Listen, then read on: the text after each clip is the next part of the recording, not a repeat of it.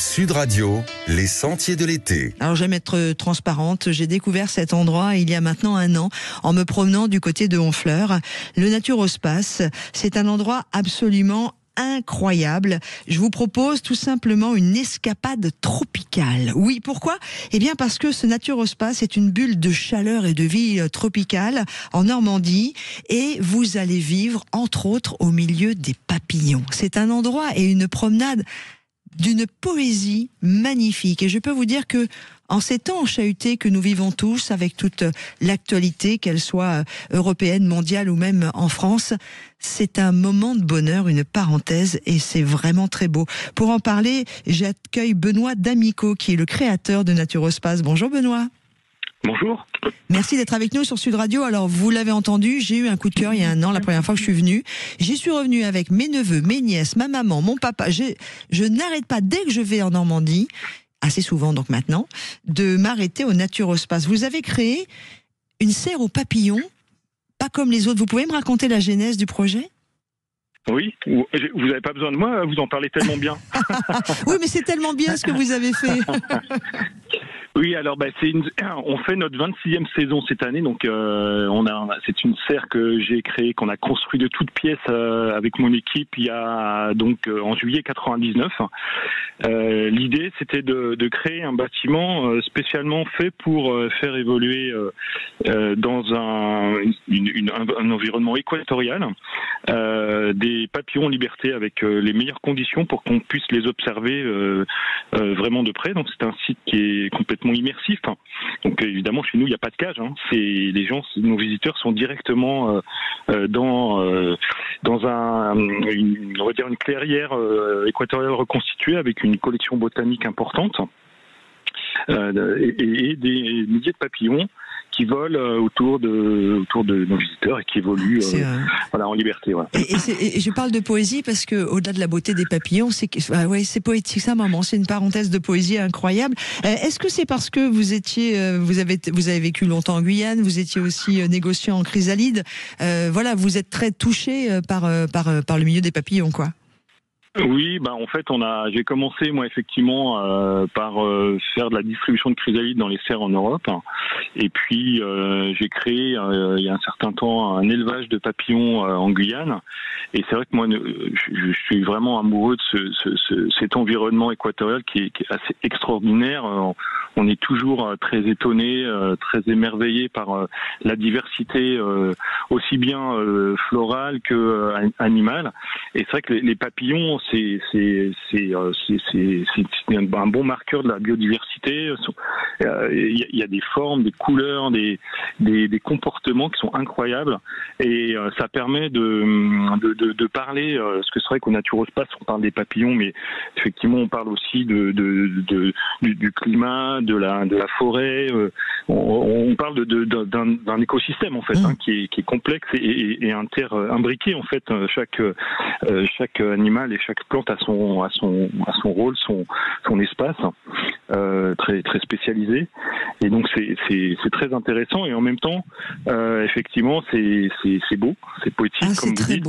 C'est ça qui est intéressant. Notre objectif, c'est vraiment de partager notre passion pour cet environnement, quoi. Et vous le faites bien. Moi, j'ai eu l'occasion de rencontrer aussi, de croiser. Là, vous avez vos soigneurs qui sont là. C'est incroyable. Oui. Il y a quoi ? Il y a une centaine d'espèces environ ?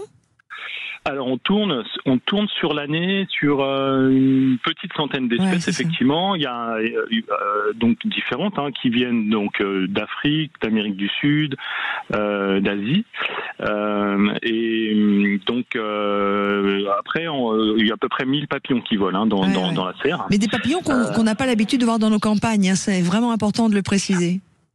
C'est des papillons qui ont la particularité des animaux qui viennent de ces régions-là, c'est qu'ils sont toujours très très très grands, beaucoup plus colorés souvent. Bien que on ait certains papillons en France qui sont très très beaux aussi, mais il y a beaucoup moins de diversité. C'est la particularité de ces pays équatoriaux, c'est qu'il y a une richesse incroyable, et on en montre une petite partie parce que c'est vrai que ce sont des papillons qu'on élève. Donc, et puis ce sont des papillons qui se comportent bien dans un environnement fermé comme on a chez nous. Donc on peut pas tout présenter, mais on a quand même un bel échantillonnage, on va dire, d'espèces, quoi. Alors la promenade, moi à chaque fois que j'y vais, et je l'ai vu plusieurs fois, c'est-à-dire qu'on fait jamais un seul tour, on repart, on recommence, parce que ça prend. Ouais, c'est tellement beau, c'est tellement, vraiment, c'est waouh, quoi. En fait, l'idée, c'est que effectivement, c'est à la différence d'un zoo classique, il faut un petit peu observer. Il y a forcément des espèces qui sont visibles beaucoup plus facilement, directement. Mais après, il y a tout un tas de diversité d'espèces qui demandent un peu plus d'observation, et donc il faut il faut passer du temps pour observer, en fait. Ouais, c'est ça.